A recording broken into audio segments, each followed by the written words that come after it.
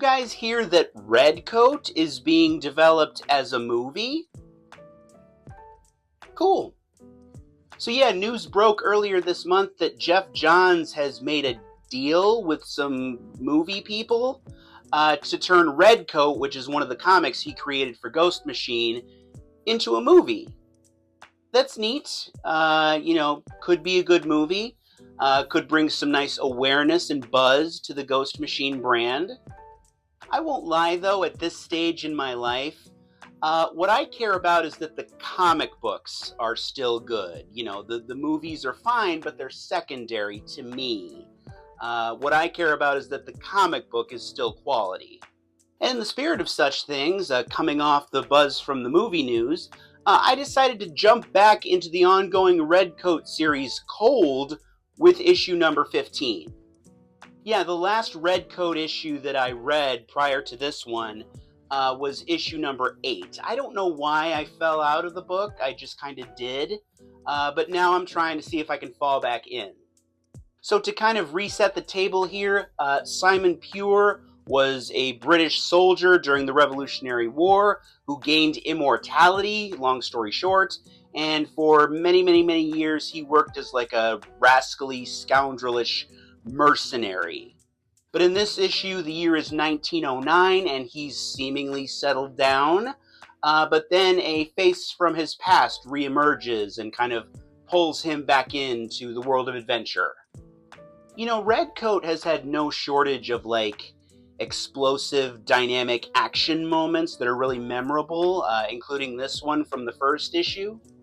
But what really struck me about this issue was the amount of human affection drawn into it, and how Geoff Johns and our artist Brian Hitch were able to convey it in a really genuine way. Via Simon's New Status Quo, there's a lot of, physical affection and hugging and that kind of thing in this issue. And it does a great job in establishing that new status quo. But under a different creative team, that could have felt really forced, really static and boring. But the way they do it here, it really pulls you into the issue. And there's really something to be said for that quality in a comic book. This is a really nice establishing shot. It sets the period of 1909 really well. I've always wanted to draw. I've never really been able to, but I think if I was an artist, I would lack the patience to do location and setting work that's this good. And stuff like this reminds you how important it can be. As far as the character that returns here, I don't know that I would have brought them back. I thought that they had a really nice farewell scene with Simon in, I think it was issue 7. But of course, it all kind of depends on what they do with the character now that they're back. And that remains to be seen, of course. I can attest that Redcoat number 15 is a really good jumping back on point if you phased out of the book for whatever reason. And want to try and come back. And my curiosity here is definitely piqued. Oh boy. I don't know if what I'm about to say is going to make people mad, but if you would, just do me a favor and stay with me for a minute, just so I can explain it. It's really important in the modern era that Captain America not be written like an ignorant flag waver. Now, mind you, I am not saying that it's ignorant or dumb to wave the flag. What I'm saying is that it's important for Captain America to not blindly be a cheerleader for everything America does. It's important that Captain America have ideas of his own, opinions and values of his own, and that he doesn't just blindly fight for America regardless. Captain America should fight for America's values, not America's government. Ideally the two interests would be aligned, but throughout history, really, that hasn't always been the case. In some ways, he should kind of be like the conscience of America. And this Our Secret Wars storyline that culminates in Captain America number 5 really reflects that side of Captain America, which is why I like it so much. There's honestly not a lot to say about this issue from a story perspective, other than it wraps up pretty much the way that you think it's going to wrap up. And that's okay, honestly. I would rather a book have a good ending that's predictable than a bad ending that I didn't see coming. I'm willing to make that trade. But yeah, it pretty much hits all the notes that I think you want it to hit, both from a writing standpoint and an artistic standpoint.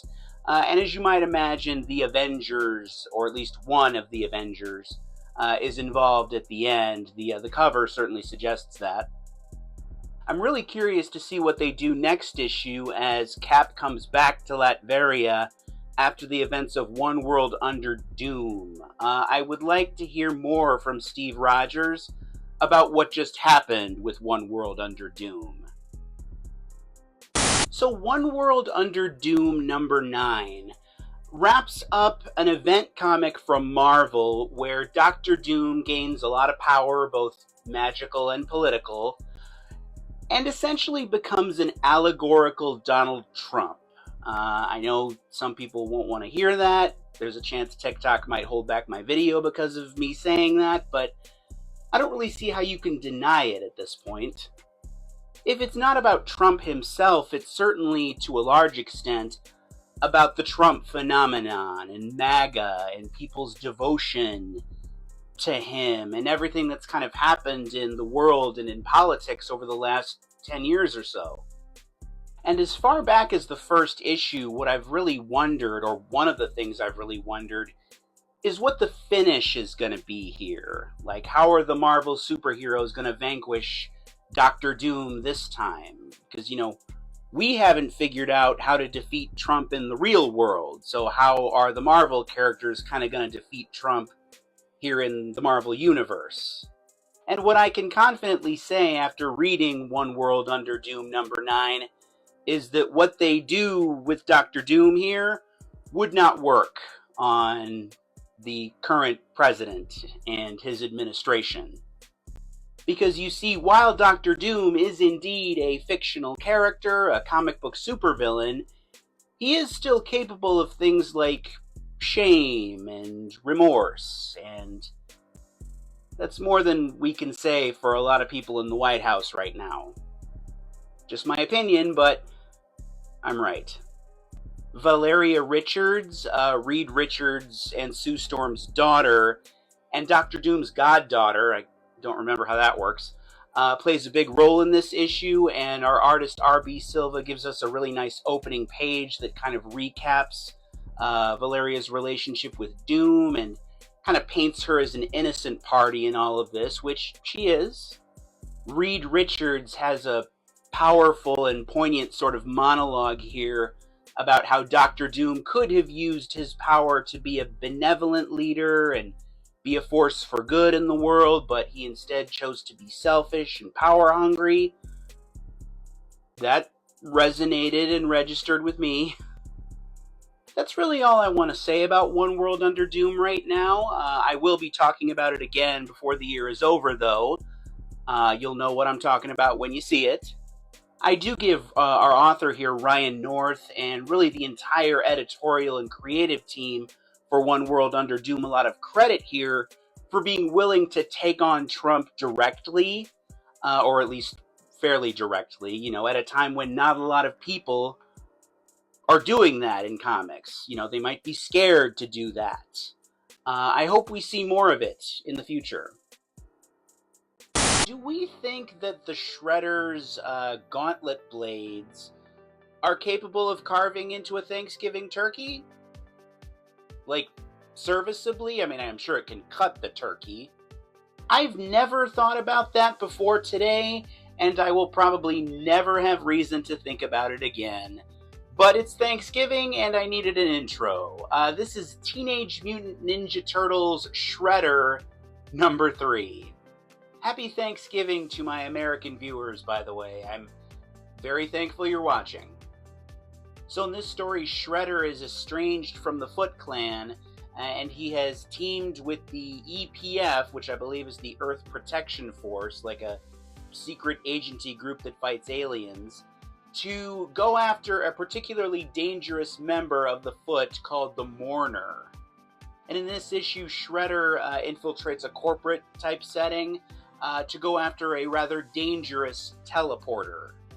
Our artist here, Michelle Bandini, draws Shredder looking pretty sharp, no pun intended, in just a basic black suit. Normally I prefer him in some version of his classic costume, but he's got like a Yakuza look here. It's cool. Our author here, Dan Waters, has a really good grip on the Shredder as a character. You know, we're seeing him in situations and places we don't normally see him, but it does feel authentically like him, and that's very important, naturally. Waters takes us a little bit into the ins and outs of the extra-dimensional teleporter tech that Shredder's opponent uses in this issue. That kind of thing can weigh an issue down if you spend too much time on it, but I think Waters has just the right amount of emphasis here. There's a decent amount of TMNT content out right now from IDW Publishing, but this Shredder book is a standout, at least at this point. Our cover artist here is Mateus Santaluco, who's been widely known for his work on the IDW incarnation of the Ninja Turtles. I run kind of hot and cold on him. I think this cover is pretty good, though Shredder's hair looks a little cutesy. If I'm being honest, I much prefer this cover by Michelle Bandini, our villain emerging from the darkness in his classic costume. Things get oddly squishy in the Infernal Hulk #1. So this series is a continuation of our author Philip Kennedy Johnson's work on the Incredible Hulk, much of which he did with our artist here, Nick Klein. I kind of phased in and out of the previous series, but I think what's going on here is that the Hulk's body, like his big monster body, has been corrupted or infiltrated by the Eldest, who's like a really old demonic entity. And in this issue, the corrupted Hulk, the Infernal Hulk, comes to a small town in Kentucky, and things get messy. So yeah, I'm just going to say it. We get Hulk Smash in this issue, but we also get Hulk Squish, as Hulk literally squishes a couple of people with his bare hands. It's not overly graphic or gory or anything, like, as we see here, the human body is kind of turned to spaghetti sauce. But, you know, in case you are concerned about that kind of thing, there is a microscopic parental warning on the lower right-hand corner of the cover here. But yeah, more great work from Philip Kennedy Johnson and this team on the Hulk and this monstrous dark story. This issue in particular sets the stakes really well. It's really suspenseful in the early going as we kind of get to know this altered Hulk. Lots of great action, too. Things go squish, but they also go boom, if you take my meaning. One of my New Year's resolutions for 2026, at least as far as comics are concerned, is not to phase in and out of the Infernal Hulk the way I did the Incredible Hulk. I want to keep my finger on this book's pulse. I think it'll be worth it. Batman, Green Arrow, The Question, Arcadia #1 sets us up for one of the darkest, grittiest, pulpiest three-ways ever. Shut up. But yeah, in this story, The Question and Green Arrow team up for a case. Meanwhile, Batman investigates what is allegedly a floating, environmentally sustainable city. Little do they know, they're all kind of working on the same case. This is good stuff. It's already one of my favorite DC Black Label stories that they've ever done. It kind of reminds me of the old school Denny O'Neil, Dennis Cohen Question stories that they did, maybe with a little bit of Mike Grell's Green Arrow the Longbow Hunter thrown in there. The art is suitably dark, it's got some grit to it. It's nice and moody, like we start off with a scene where the Question is working in the rain. It's that kind of thing. There's an environmental / climate change angle that they're working here. Feels like the kind of thing that Green Arrow and the Question would be interested in. Honestly, the Vic Sage Question is kind of the star of this book, at least for me. I'm kind of wondering if the only reason Batman is here is for name recognition value. But yeah, this really makes me want them to do like an ongoing Question series that has this look and tone and feel to it. I mean, I know they did something with the Renee Montoya Question not long ago, and that book was fine, but that was not this. But yeah, this book has my attention, and if you're a Denny O'Neil fan from back in the day, I think it should have your attention too. So in Absolute Wonder Woman number 14, Diana has this realization that the lightning entity that she's facing, the lightning villain, is like a countermeasure to her being in the world. Like, it's the bad that's meant to balance the good that she brings into the world.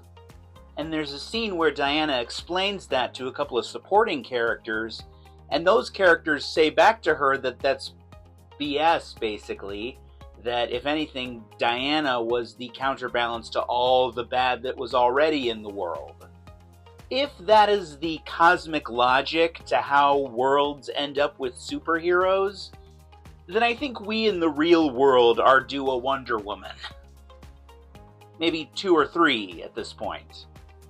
But yeah, she takes on this lightning villain. Diana has to talk to a goddess, which is a big moment. She also faces a character that corresponds to a Justice League member in the regular DC universe.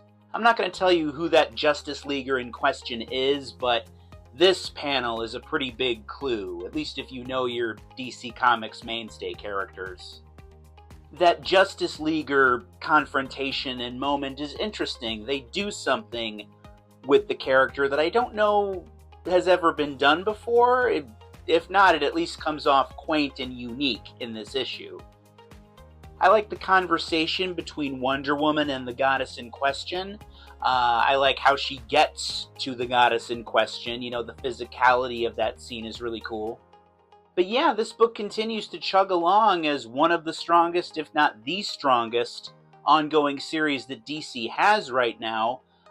For better or worse, next month, Absolute Wonder Woman meets Absolute Batman.